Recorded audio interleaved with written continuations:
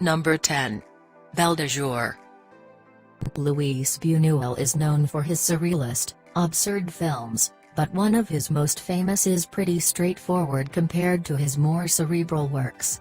Catherine Deneuve plays a beautiful young housewife, who remains unsatisfied in her marriage despite her devotion to her husband. So she does what any clever, enterprising woman would do: she becomes a prostitute during the day, fulfilling her deep sexual desires working in a high-end Parisian brothel. Number 9. Fat Girl, 2011. This film revolves around a 12-year-old overweight girl who lives in the shadow of her beautiful older sister. The ever-observant girl watches on, as her sister's innocence is stripped away, when she becomes prey to a conniving Italian law student. Number 8. The Dreamers. Matthew is an American studying in Paris during the tumultuous spring of 1968. There he meets a French brother and sister duo, Theo and Isabelle, who share a love of cinema and debauchery. The three begin a complex friendship that borders on taboo when the three push the boundaries of desire. Number 7. Blue is the Warmest Color. Abdelatif Kekash's acclaimed romance finds two young French schoolgirls, Emma and Adele, falling in and out of love. It's a devastating love story, but one that features some shockingly graphic sex scenes for which its leads wore prosthetic genitals. Number 6. Love, 2015.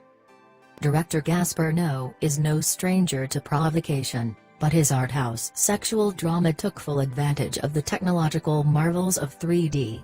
While, objects won't be flying out of your normal TV or laptop screen when you stream this one online, the titillation remains intact throughout this film about a sexually adventurous couple who invite their neighbor into the bedroom. Number 5. Beaupère, 1981. You may not want to watch Bertrand Blier's Beaupère with a step-parent in the room.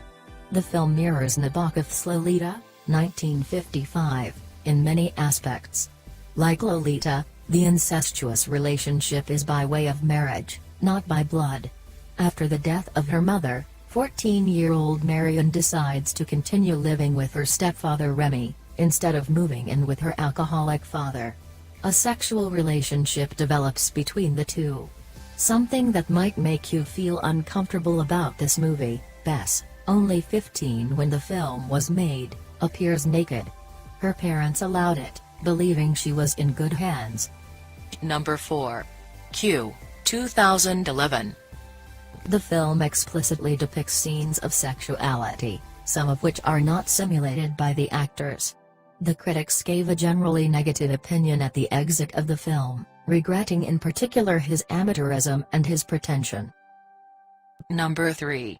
The Last Mistress, 2007. After notorious libertine Renaud de Marigny wins the hand of Hermann Gottard, the most marriageable young woman in all the French aristocracy, he breaks off a decade-long relationship with his mistress, Vélini. When rumor of his affair with Vélini reaches Hermann Gottard's family, her elderly grandmother confronts him and forces him to tell her the story of their love. Meanwhile, Vélini may not accept rejection that easily. Number 2. The Names of Love, 2010.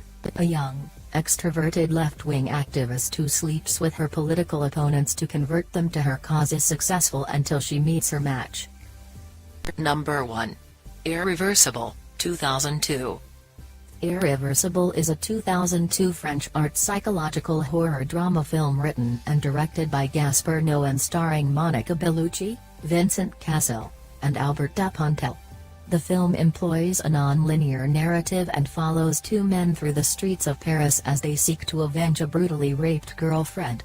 The film's soundtrack was composed by the electronic musician Thomas Bangalter, best known as half of the Daft Punk duo. Thanks for watching. Please like, feel free to leave a comment. And also subscribe and press the bell for never miss a video from Unknown Tens.